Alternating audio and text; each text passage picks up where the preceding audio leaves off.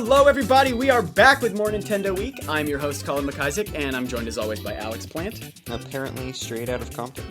And Ben Moreau. Very much not straight out of Compton. So we're going a little off the rails for this week's discussion. We are going to talk about non-Nintendo games that we think you guys, as fellow Nintendo fans, would love.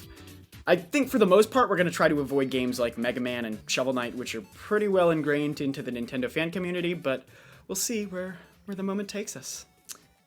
Just to clarify, though, it's games that Nintendo did not make. So I guess I'll go first. This is going to be a bit of a story because I really love this game. But my first pick is Journey for PlayStation 3 and PlayStation 4. Oh. I actually just downloaded this like last week as a birthday present to myself. I've been curious for a long time to see what the hype was all about, but I didn't really know what I was getting myself into, since the only thing I'd really heard is that the premise is that you're turned loose in this tranquil, mostly kind of empty world to explore, and your only objective is to get to the mountain in the distance. And you can meet random strangers online, but can't really communicate with them. You can communicate through dance. Yeah, you can do like this cool like light up thing, which is I've also played it now, stripping away all of the nuances of communication. Let and just me doing explain that little thing it. is also really cool. Oh, okay, sorry. I was making a joke, but go on. No, it's true, partially. I'm telling a story. Okay. Okay, so what I got out of Journey, though, feels like the kind of game I imagine Nintendo would make as one of their first forays into kind of those loosely connected online adventures, just because of how thoughtful and really well done the online feature is. Having now finished Journey, it's easily the most emotional game I think I've ever played. That's because you haven't played Mother 3. Shh. See, I would agree with you. You're gonna be wrong, I promise. I've played Journey. You're still gonna be wrong. It's a game I finished in less than 2 hours, and I still feel that way. It's really nothing about the story. I mean, the story is told through hieroglyphs, which is interesting, and they really pump you up with the music, which is kind of neat. But it's the journey itself that really makes the adventure, especially once you start interacting with other players. I developed a really special bond with this guy or girl, or I don't know. Someone in a red cloak. Someone who I wound up actually finishing the game with. So, as Colin was starting to explain, the only major actions you can take in Journey are to jump and kind of fly, which uses up your energy, and to call out and dance, which activates certain objects in the game and is really your only way to communicate with other players. There's a nifty mechanic where when you're playing with another person, you can charge up your character's voice and then release a burst of sound that sort of seems to recharge your friend's jumping energy. So as you travel together, you can kind of give each other a boost. So me and my friend were constantly kind of yelling at each other to power each other up, and letting out these little small chirps to kind of keep each other entertained as we were wandering. At certain points in the game, you run into enemies that can damage you, and if they hurt you, they'll permanently take away parts of your energy. And because this person and I had kind of gotten so close as we journeyed, we wanted to stick together. So we had to really carefully coordinate to get past the enemies, and without being able to talk to each other, that was kind of tricky. And you can't always see each other on camera, so sometimes you'll lose each other, but we felt really compelled to meet up again before moving on, even though it was kind of dangerous. Yeah. But what really hit me was there's a certain point in the game, and I won't describe it in too much detail, but there's this huge sense of oppressive hopelessness. Like, I really thought my friend, who had lost some health against one of the enemies earlier, was going to die. So I wanted to stay with them till the very end, no matter what happened. But after a while, I began to notice that I was dying too. And I hadn't even really noticed because I was so worried about my friend. And that's a sense of closeness that I haven't gotten from a cooperative game, any other cooperative game. I was at the point of tears, actually, and my wife, who had been sitting next to me and had only really been watching for a few minutes, was also at the point of tears. Oh, I thought you were going to say she was making fun of you. No, she just watched me interact with this person for a few minutes, and then we got to this part, and she was like, "Oh my god, he's gonna die!" Yeah. And on top of that emotionalness, it's this really beautiful game, beautiful art style, really moody music, which really kind of amps up the whole emotional attachment. Mm-hmm. The soundtrack is phenomenal. That was nominated for a Grammy, actually. Yeah. Yeah, even out of context, it's amazing. But yeah, great choice. I mean, I hadn't really thought about Journey because I don't see it. I was thinking of my list more as like games that are very demonstrably connected to Nintendo, in like inspiration and whatnot. But you're absolutely right that Journey is just a fantastic game. Really, really emotive. Yeah, I think I was in tears by the end too.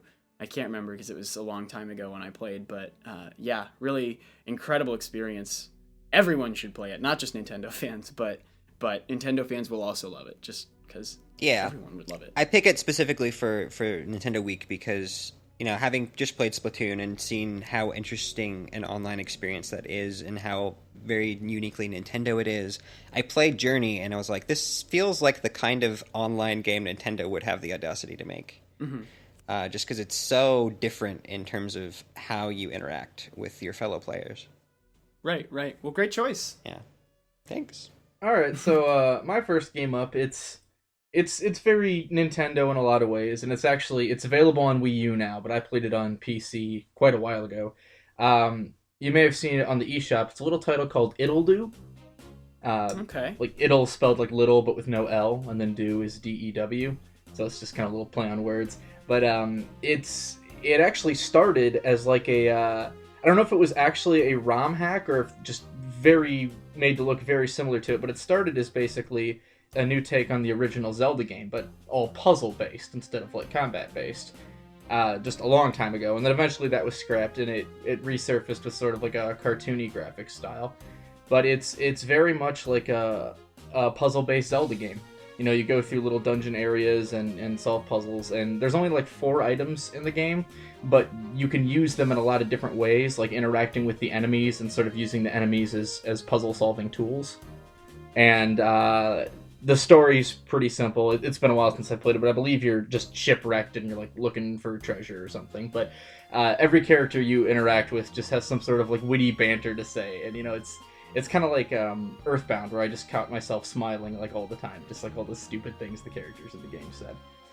And all the puzzles have like shortcuts in them, so it's actually a game that you can speedrun as well, because you know there's the obvious way to solve the puzzle, and then maybe some less obvious ways, and then maybe some really tricky ways that can actually save you a lot of time and let you just sort of speed through the game. So Ben, is this game the best way you could possibly spend an afternoon? No, but it'll do. Oh man, saw it coming from a mile away. I know. So my first non-Nintendo game that Nintendo fans would love is Banjo-Kazooie. That's cheating. I just need to rub salt in the collective wounds of everyone here. No, it's 3D Dot Game Heroes, going off on the Zelda theme a little bit. 3D Dot Game Heroes is a game by Atlas. It is exclusive to PS3, but not sure why it would work brilliantly on the Wii U, just given that it's basically a Zelda clone, and there's this whole character editor aspect to it, where you are creating your like pixel spritey guy. But the whole thing about 3D Dot Game Heroes is it's a pixel aesthetic, but it's all done in 3D. All the character models are in 3D. They're all constructed out of blocks, but they're, you know, it's still a very 3D game. It's really cool. It really brings the NES sort of graphical style to life in like a 3D environment. I remember when I first got it, I spent like 3 hours perfecting a 3D model of Link that looked exactly like the sprite from the original Zelda. And, you know, from no matter what angle you looked at it, it looked just like the sprite, but it was still in 3D. It was really, really cool. So you can spend all sorts of time doing stuff like that with your characters, but then also it's just a really, really great Zelda-inspired experience. You've got this great overworld. The music is incredible, great throwback to like the NES. That's also feels like it's a modern day thing. It's got like a blend of orchestral instruments and chiptunes and stuff, all in the same pieces in the soundtrack. But, you know, it's like a classic sort of Zelda-inspired experience. You've got the dungeons. They work exactly like you'd expect them to. It's just a really, really great game. Probably one of the best Zelda-inspired games I think I've ever played. And it's really awesome. So, I've never played 3D Art Game Heroes, but a question I've always wanted to have answered is, how do the mechanics stack up? Against Zelda? Against Zelda. And that can be either classic Zelda or modern 3D Zelda, like whatever. I mean, fine. Fine. I wouldn't say, I wouldn't say that they stack up noticeably better or worse. I mean, probably a little better. Definitely better than like the old classic Zelda. Sure. At least in terms of how the game feels to play. Sure. Probably less clunky is what you mean. Yeah. Certainly. Okay. But I mean, comparing it to like modern 3D Zeldas, I mean that's like impossible. Yeah, because I ask because mechanics are this really important thing for me, especially when I'm playing games that people say are Nintendo-like. Right, and then they sort of mimic the aesthetic, but they don't actually feel like you're playing a Nintendo game. Yeah. Yeah, exactly. Because I played a lot of like 2D platformers that have come out lately, and a lot of indie ones in particular, and often they feel floaty, and that's just not what I want out of a 2D platformer. And so yeah, it's good. So what you're saying is you don't like New Super Mario Bros? Exactly. But it's good that you kind of have given it your ringing endorsement. Yeah, I mean, it's good, awesome game. I might play it. I might add it to my PS3 backlog. So while we're talking about games that remind us of Zelda games, I'm going to kind of string this along a little bit and see if people guess what games I'm getting at. So, as many of you might know, I am a huge Legend of Zelda fan, and in particular, in recent years, I've come to have a strong appreciation for the classic games, because they're sort of pure adventure games that weren't bogged down with trying to stick to or deviate from series conventions like puzzles and the way items are used and things like that. Now, when you say classic games, where do you end it? Up to Link's Awakening and or Ocarina of Time era, when you started to see sort of those shifts. So are you including those two games? I'm including those two games as classic. Yeah. Okay. Basically, until the point where Alex they stepped hates into Majora's 3D. Mask is what he's saying. He didn't put it in his top 5 anymore. No, it got booted. Sorry to say, Majora's Mask. Anyway, they weren't really focused on series conventions. They were more focused on being like the best action adventure RPG sort of type experiences out there. Right. And that's really what gave the series its popularity at first. One thing in particular that I noticed as I've been playing them lately, since most of them I didn't play till recently, is they're hard, especially the ones on NES. Like, it can be hard just to survive through the enemies in the overworld, much less the like more dangerous ones you find in the dungeons. But it seems like recent Zelda games have become easier and easier and easier. Are you talking about The Binding of Isaac? No. Okay. You'll see. There's been less focus on enemies, and with that, there's been less focus on finding better gear to power yourself up, getting stronger magics to fight off enemies, and a more streamlined overworld and more collectathon elements. But then you have a game like Dark Souls and Demon Souls, which focuses a lot on the combat, a lot on getting better gear to power yourself up, a lot on getting better magic to make yourself able to survive against the enemies that you're fighting.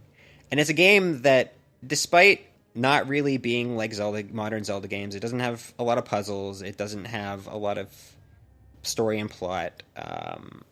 It controls a lot like them, though. Is Dark Souls and Demon Souls your recommendation? That is my recommendation. Oh, okay. You said you were going to lead us on, so I was like waiting for... Wait a minute. It sounds like he's just talking about his game now. Oh, yeah, that's my game. Yeah, okay. Colin missed the transition. I'm trying to be subtle. Like the Souls games are subtle. No, I'm just kidding. Anyway, they control a lot like the Zelda games, though, despite having a lot of differences. You walk around in 3D environments, you can target enemies in much the same way you Z-target. You attack them with swords and bows and bombs and other weapons. You can block with shields or roll out of the way.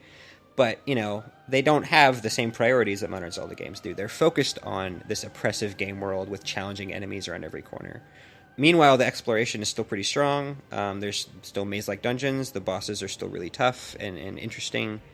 And because they haven't shoved out the RPG combat mechanics and the character growth stuff, combat's the center of the game. So everything you see and do revolves around more powerful weapons, more powerful abilities, more powerful foes.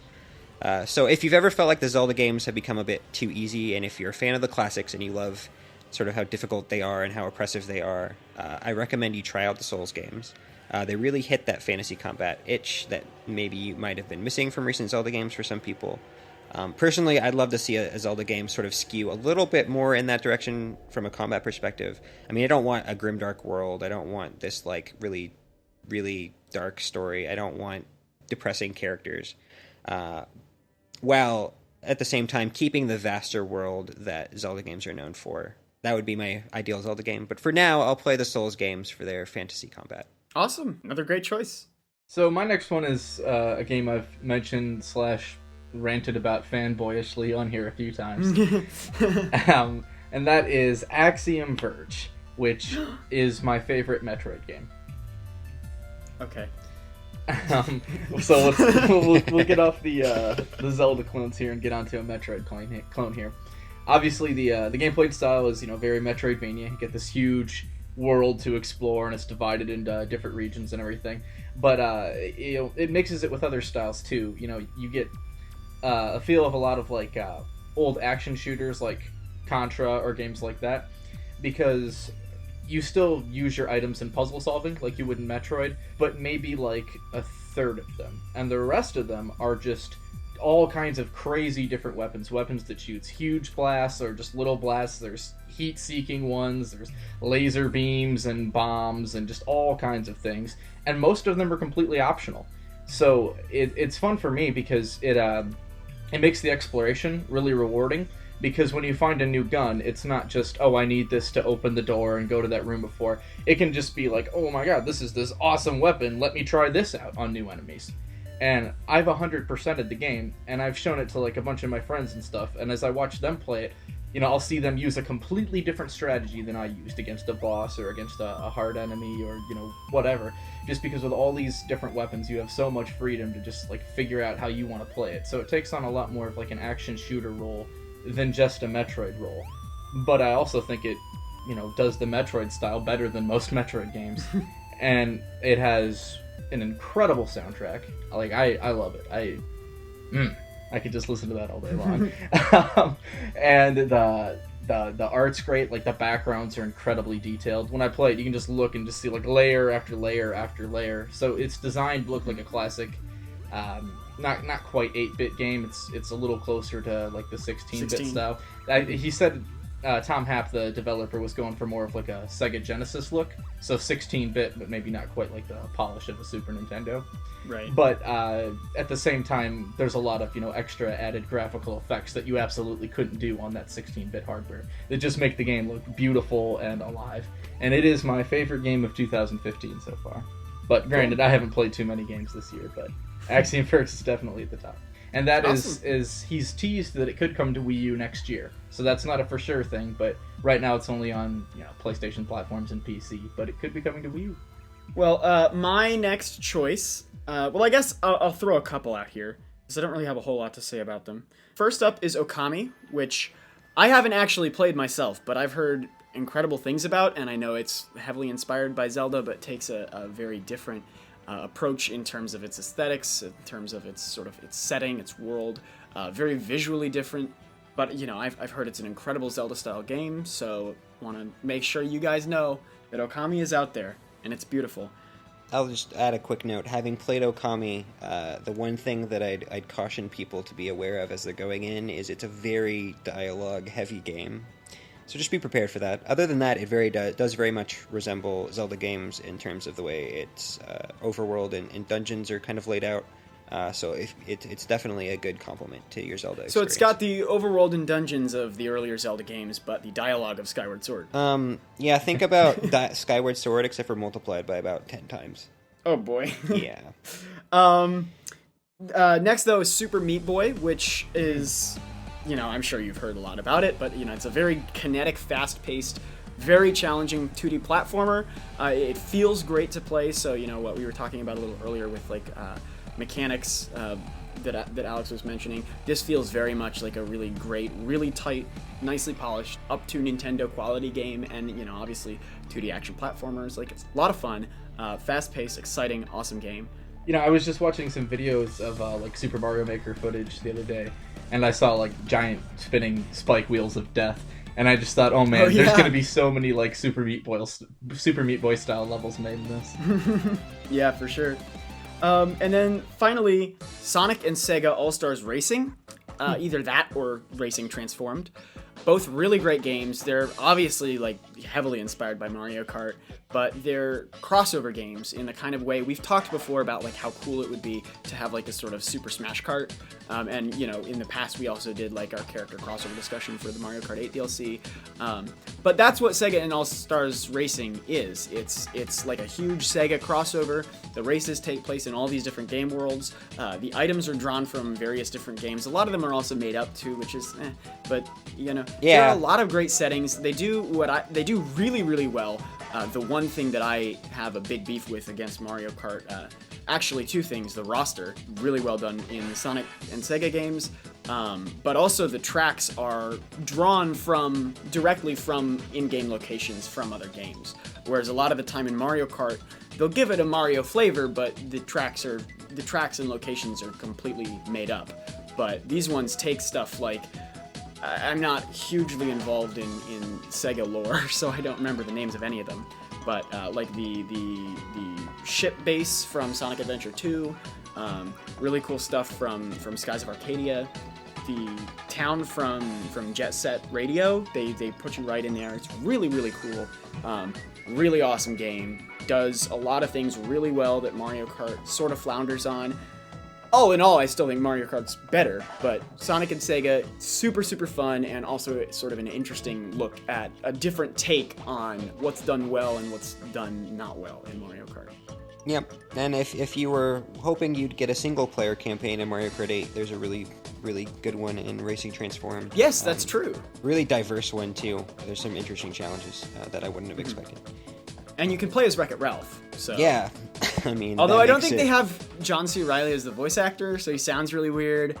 And, like, they didn't animate him well. Don't play as Wreck-It Ralph. You can, but don't... But appreciate that he's there. Yeah.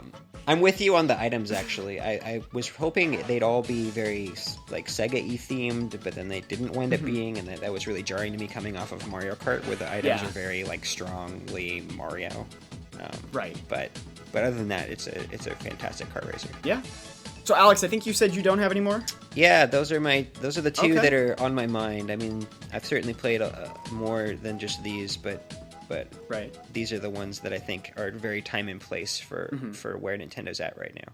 Yeah, no, I mean, great choices. Ben, you got anything else? Yeah, nothing that I can really, talk about as much as the previous two, but one of the games I played a lot as a kid was Rocket Knight Adventures on Sega Genesis. So that was like a 2D action platformer game where you play as a possum that wears like a jetpack. So, I mean, awesome. And you fight against like pigs that have like giant robot machines and stuff. You go into outer space. It's pretty cool. It was really hard, but I was pretty young when I had a Sega Genesis, so it was one of the like few hard games that I could sort of play and like progress in, and it's pretty fun. I still go back and play it every now and then as an adult, and I'm still not super good at it, but cool. It's a fun action platformer. Nice. Well, my final game, just like that, I don't have a whole lot to say about it because it's not out yet, is Yokai Watch, which has done hugely well in Japan. It is a massive cultural phenomenon over there. I played the demo of it at E3, and I can say the gameplay was really good, really satisfying, really cool. But what I think Yokai Watch does really well is it sort of recaptures for the modern era a lot of what the magic of Pokemon was back in its earlier days, in particularly late 90s. Generations 1 and 2. Right. Yeah. Because, I mean, a lot of... Pokemon now still has a lot of great things going for it, but mechanically, unless you're involved in the competitive battling scene, which the vast majority of Pokemon players are not, mechanically, it's exactly the same as it was in almost every way. You can use TMs more than once, but that's otherwise the only non-battle mechanic that has really evolved much. And the brand power has kind of weakened over time. I mean, it's certainly not the... Well, I think that's sort of a result of I mean, obviously just brands weaken over time, that's just a fact, but I think that's partially a result of some of the more battle-oriented changes to the gameplay and a stagnation in every other way. Yeah, I guess I'd agree with you.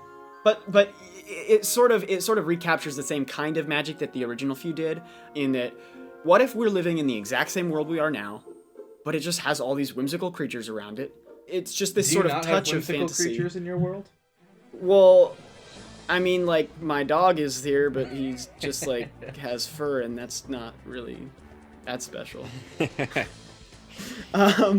But it's like this sort of touch of fantasy, but still in this very present real world. And I think that's something that's really cool. That's sort of what captured my imagination about Pokemon earlier on. Now that the Pokemon designs are getting really over the top and there are so many legendaries and the stories just go totally off the wall, which isn't a bad thing. It's just, it's lost that flavor that it had at the outset that really captured me personally, and Yokai Watch has that flavor. So if you're a fan, particularly if you're like a Gen 1er or someone who like doesn't really like the newer generations as much as the older ones, you might be interested in Yokai Watch. They also visually, I think, really nail exactly what Pokemon should look like on the 3DS. Oh yeah, that game looked and absolutely gorgeous at E3. Yeah. I remember I looked at you, Colin, and I was like, wow, this is way better looking than Pokemon. What's right? Game Freak's excuse here? I know. Everything was so smooth and polished, and just like it just looked like it was straight, out of an anime. It looked so vibrant, and I was shocked. Like, why can't Game Freak do this with their textures for the Pokemon world? I mean, there's just so much life in there that isn't present in the Pokemon games of late, and used to be present in older Pokemon games. And maybe that's because of graphical limitations. They just got more creative. I don't know, but either way. I feel like Pokemon games, while they weren't like absolutely bleeding edge, they were still pretty powerful handheld games. And I think we talked about this a couple episodes ago. Yeah, I mean, I think a lot of the issue with it now is they wanted to sort of nail the battling aesthetic, but the battling aesthetic was just more than the 3DS could handle. So they really pushed trying to get all those battling scenes down really, really nicely, and that sort of dragged down the rest of the experience visually as a result, because they didn't want the rest of the experience to look radically different from the sort of more basic kinds of battling sequences. And we still had huge frame rate drops during battles. Yeah. Well, I mean, that's exactly, that's a perfect sign of why I think that was a mistake. But either way, I don't want to turn this into a Pokemon discussion because this is about non-Nintendo games. Yokai Watch is great. If you like Pokemon, you should totally check it out. One more recommendation just occurred to me while we were chatting about Yokai Watch. So, as many of you know, I am a huge Xenoblade Chronicles fan, and if you haven't played the game that many people compare Xenoblade Chronicles to, which is Final Fantasy XII, it is probably my favorite Final Fantasy game. It plays a lot like Xenoblade in that you wander around a field and there are no random battles. You see enemies, you approach them, you battle them in pseudo-real time where you'll have to wait for moves to charge up. But if you can't really get into the world and battle system of Xenoblade Chronicles, the world of Final Fantasy XII is amazing. Ivalice is probably the most fleshed out setting in the Final Fantasy canon, and particularly the way it's presented in Final Fantasy XII. And I know a lot of people are really attached to the sort of rule set that underpins Final Fantasy with the, elemental magics and white magic and all those other things. So if you love those things and you sort of want to love Xenoblade Chronicles but maybe don't or would like to see those sorts of things in a Xenoblade Chronicles-like game, Final Fantasy XII is a great choice. Awesome. And it sounds like they might be remastering it on PS4, but we'll see. All right, well, if that's the last of our games, I guess that means this is the end of Nintendo Week for today, so thank you so much for listening, everyone. Before we sign off, I want to let you know that we are not planning to have a new episode for you next Wednesday.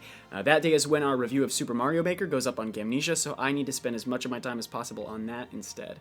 It's possible we'll do a sort of quick impromptu episode if anything really big happens. You can follow me on Twitter for updates like that, but don't count on it. If you like this podcast, please subscribe to us on iTunes or subscribe to us on YouTube at Gamnesia TV for bite-sized discussions from the show. And please head to iTunes to leave us a review. It really helps with visibility, so we greatly appreciate it, especially if you have good things to say instead of bad ones. If you have feedback for Nintendo Week, please send it to colin@gamnesia.com, and remember to send in your questions about Nintendo, about our show. We love engaging with you guys, and we read them and talk about them here on the show, so it's a great way to get involved. Again, that's colin@gamnesia.com, COLIN@GAMNESIA. If you can't wait till next week for more of our stuff, you can head to Gamnesia.com to see more gaming news as it happens. We've got Sony, Microsoft, Indie, you name it, and even Nintendo news that we didn't have the time to discuss on this week's show. So thank you all so much for listening, and we hope you have another great week.